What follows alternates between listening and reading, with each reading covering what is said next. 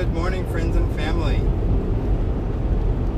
It is, let's see, that's Tuesday, May the 4th, about 10 minutes to 7 a.m. here in Arkansas. Headed across on our way home. Just had quite a bit of rain last night. We went through severe thunderstorms. It was raining pretty good, but cleared up as the sun started coming up. We got out of Tennessee. I started driving this morning at our fuel stop, which was in Jackson, Tennessee, and I hit quite a bit of rain as soon as I started driving. Got really bad there for a bit, so much so that I was going like 40 miles an hour with the wipers going full speed. But it didn't last long, maybe half hour, and then it just kind of, every now and then, kind of spit it out. I kept getting warnings on the radio about the weather, being severe thunderstorms. There's a lot of lightning. Wind wasn't too bad. In the beginning, it got a little whipping around a little bit, but after that, it was just the rain. It was this really downpour of rain. But yeah.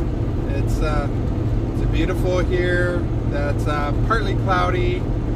Still, the roads are slightly wet, just enough to where when somebody passes, it kind of spits up on the window, and I got to do a little wash dance. But other than that, it's been pretty nice. So, good morning. Let's see, not a whole lot going on. I think yesterday I told you about waiting to get that service done. We ended up waiting 5 hours.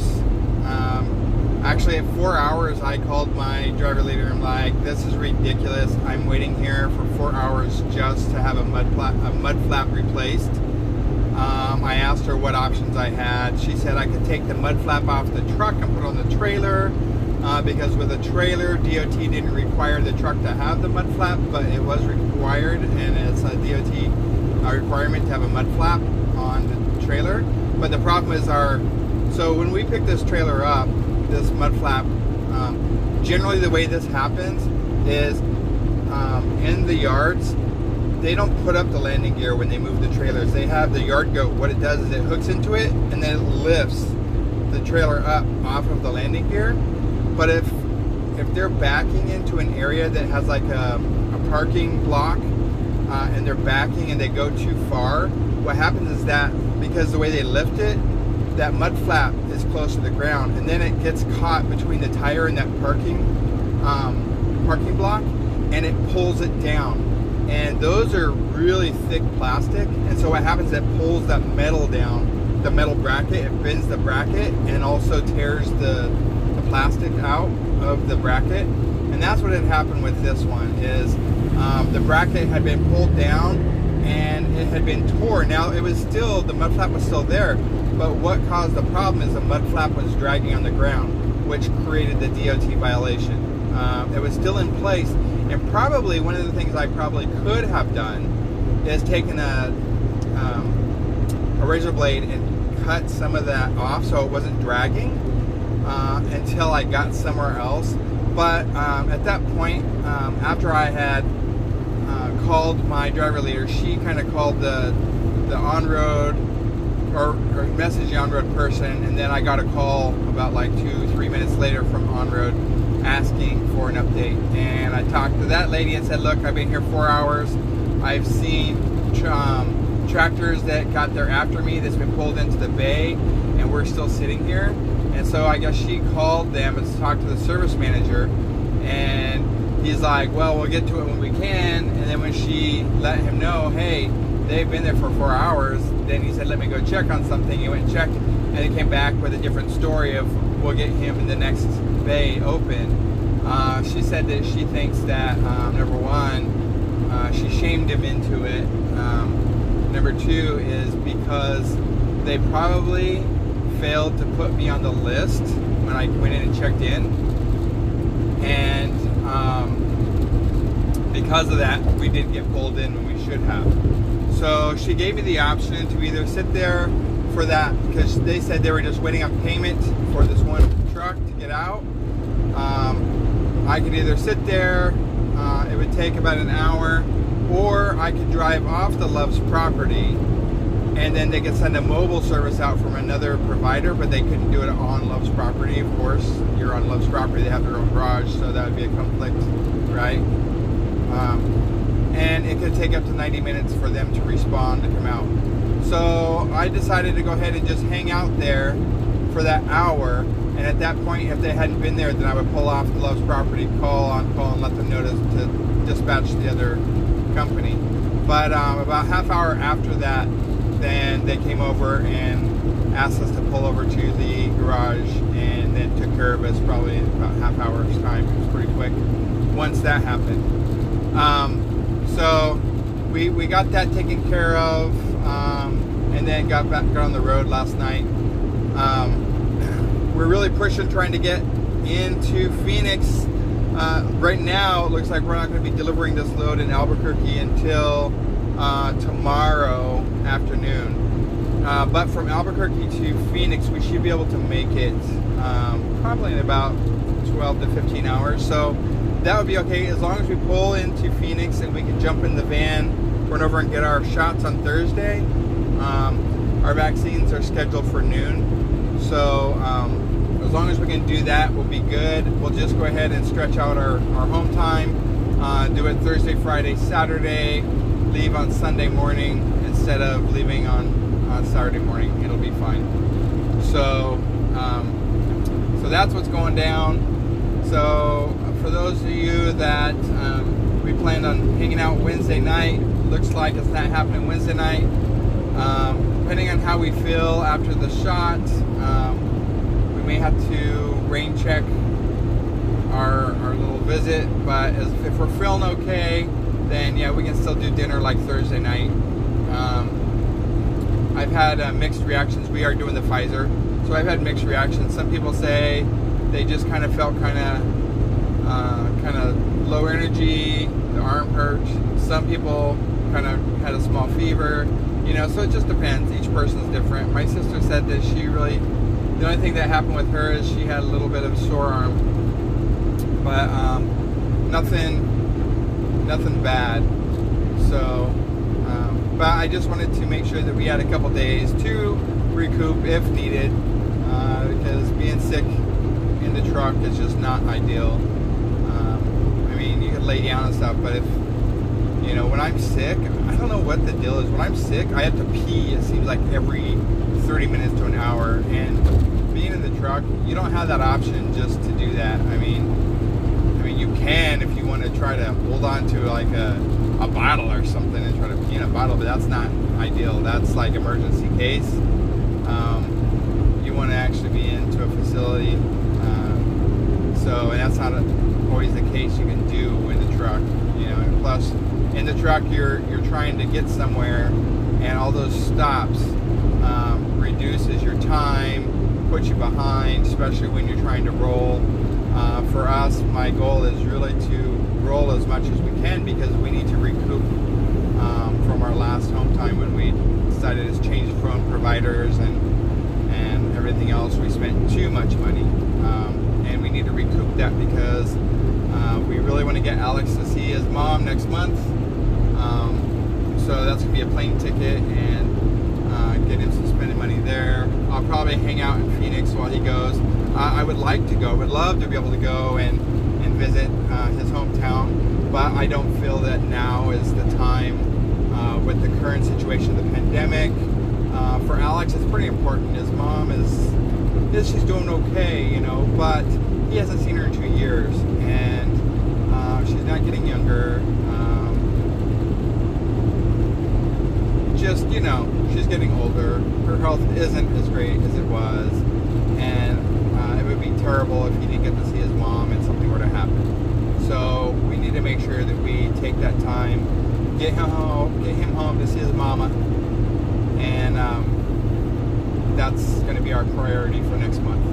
And then in July, in July our plan is to get out to Missouri. Terrible time to visit Missouri is in July, but then we can celebrate Lonnie's birthday and Aaron's birthday. Brad called me up yesterday. Haven't talked to him in a while. He said let them know, and him and Ashley and the kids might be able to come up for a visit, which would be wonderful to be able to see them as well. I haven't seen them in a while. Woo, in a long while. I think the last time we saw them is when we lived in Missouri. So what's that? Almost 7 years now. Maybe 5, 6 years. Yeah, something like that. Anyways, it's been a minute. It was a pleasant surprise to get a call from him yesterday. The funny thing is I kind of keep an eye on everybody from afar through Facebook, through Snapchat, and kind of just make sure everybody's doing good. But yeah, so that's kind of the plan. We don't have any other plans after July.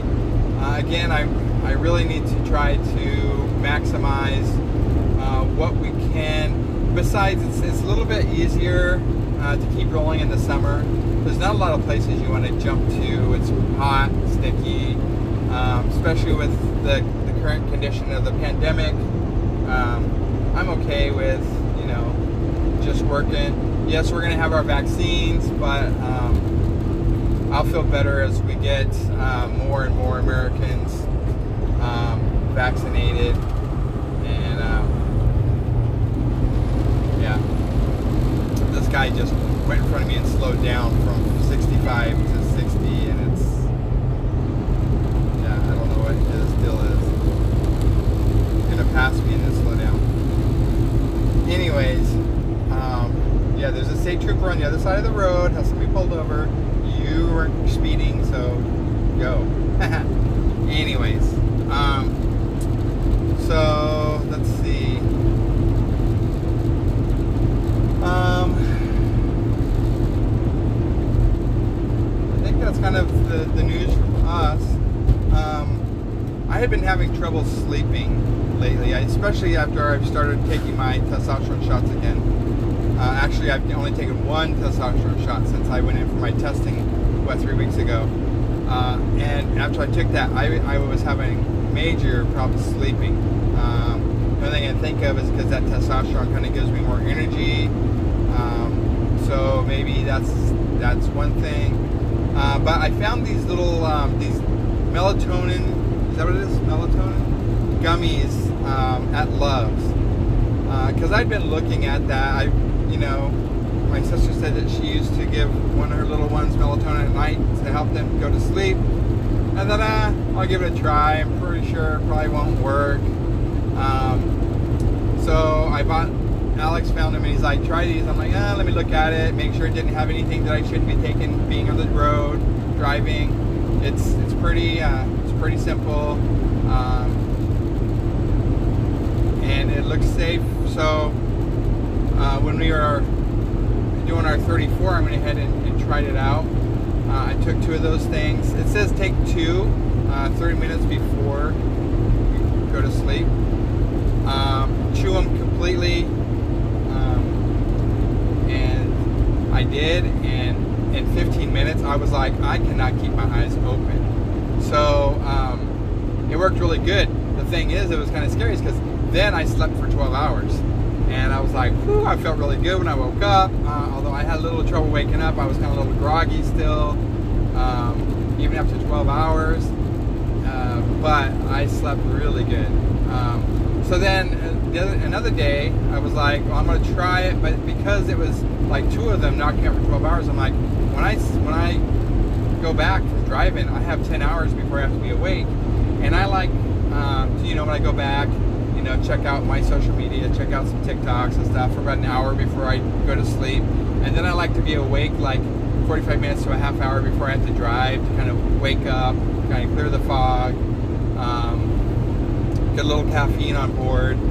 So I didn't want to knock myself out too bad, so I just took 1, but 1 didn't seem to do much for me. And so I was like, okay. So last night, I didn't drive very much yesterday because I drove to to pick up that load. We got the load, and then doing my pre-trip, that mud flap was bad, so then we drove to One Loves, where they said it was going to be a 2-hour wait, and so On-Road sent me to a different one where I ended up waiting 5 hours. And then found out that my driver leader said, yeah, this Loves is listed in our system as do not use because they have a lot of trouble with it. Yeah, well, now we see why. But anyways, so a good portion of my online time yesterday was sitting for 5 hours at the Loves, almost 6 hours after from the time the repair was done.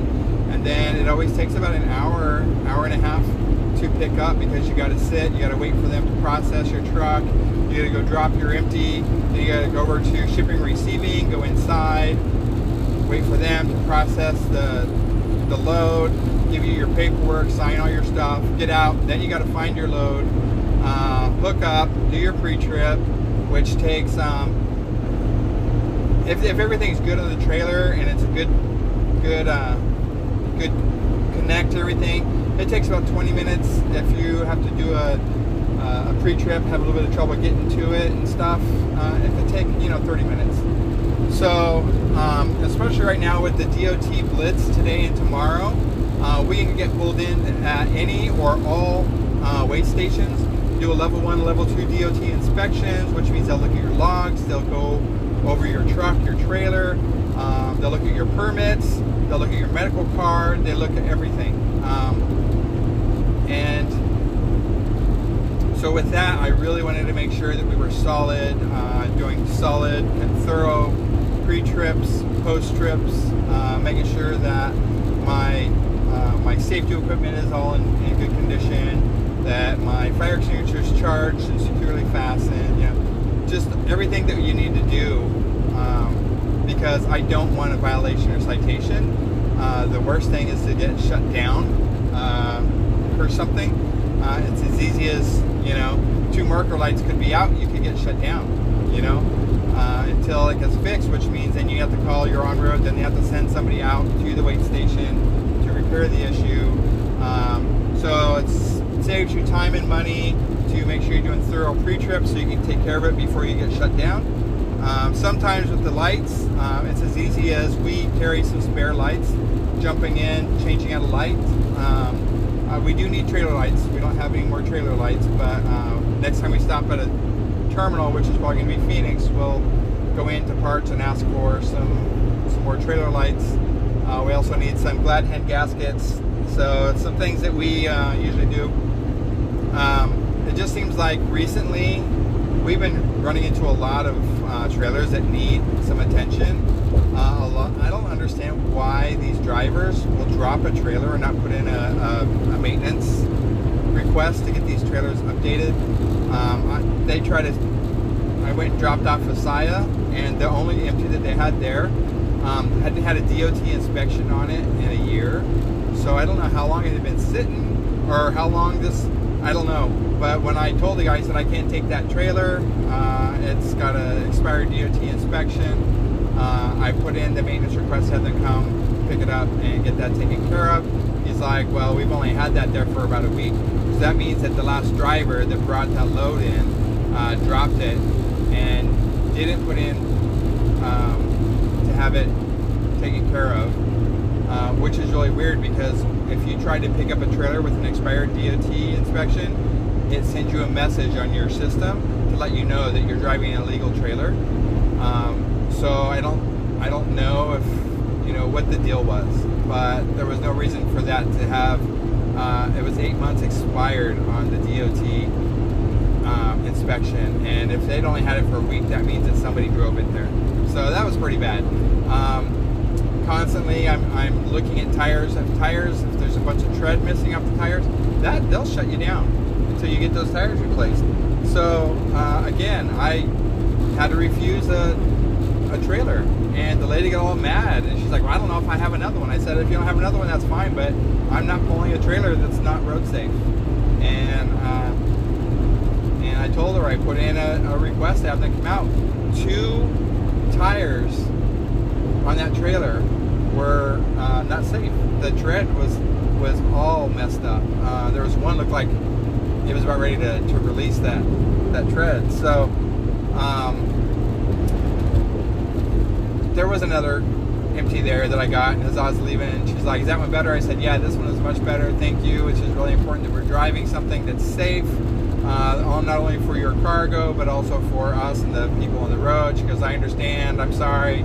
And I said, "Just know I went ahead and put in a maintenance request. Somebody from Swift should be coming, or they'll be sending somebody out to handle those tires." And so she said she would put it out of service. But I mean, really, it takes you 2 to 3 minutes to put in this little thing in the system that lets you put, you know, what the damage is, what needs to be done, and send it. And that way it gets to the proper area, and they can get somebody out to take care of those trailers. There's no reason for us to be dropping trailers that need repair. One guy was telling me that the other place we went to, this is the third trailer I had to decline at one of the Ryder locations, and on that one we did have to bobtail out because they didn't have another trailer. But he said, well, maybe Schneider should do the same thing, because I guess they had a Schneider trailer where the landing gear had collapsed on it, and it's been sitting there for a month and nobody's going. I said, well, I can't do nothing about Schneider, but I said I went ahead and put in a maintenance order for this one to have this. And what this problem was with this one is lights, and there was an air leak.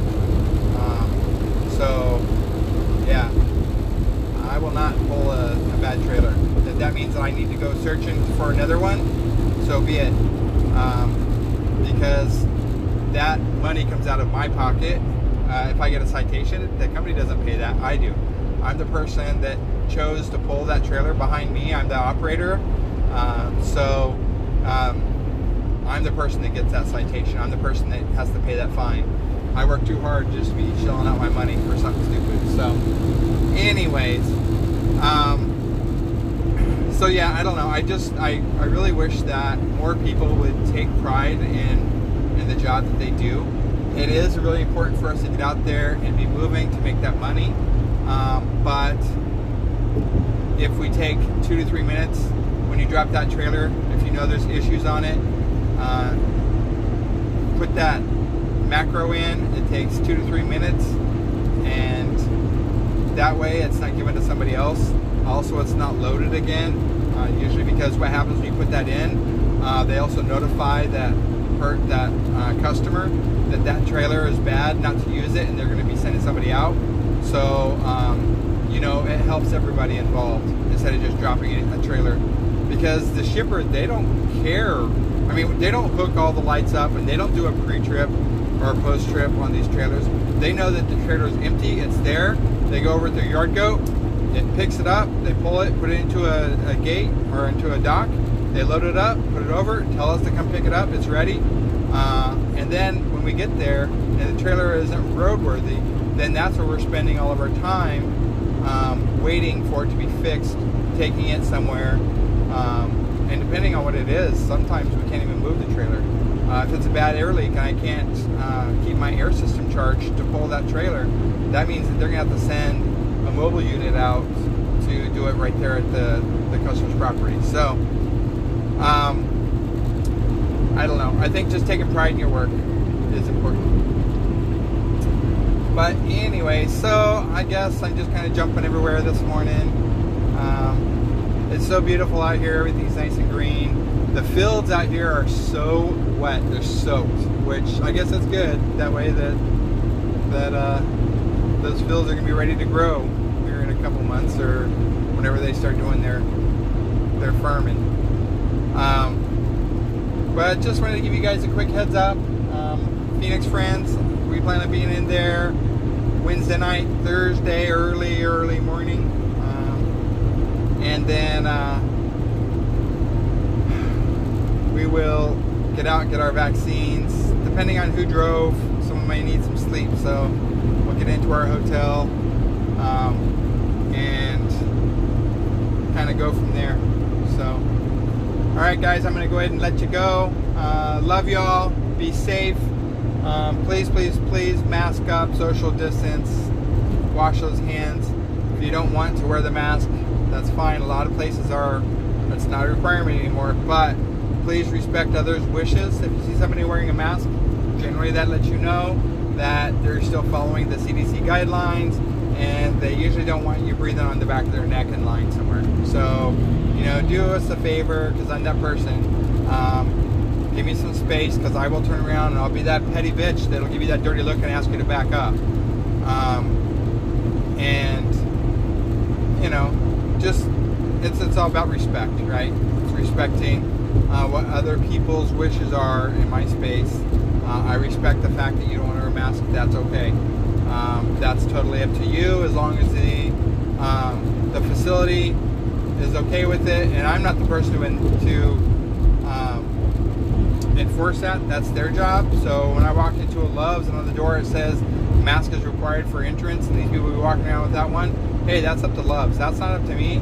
As long as you're giving my personal space, that's up to Love's to ask you to put the mask on, or whatever this case is. I find out a lot of places that's still on the door, but they're not enforcing it. Whatever.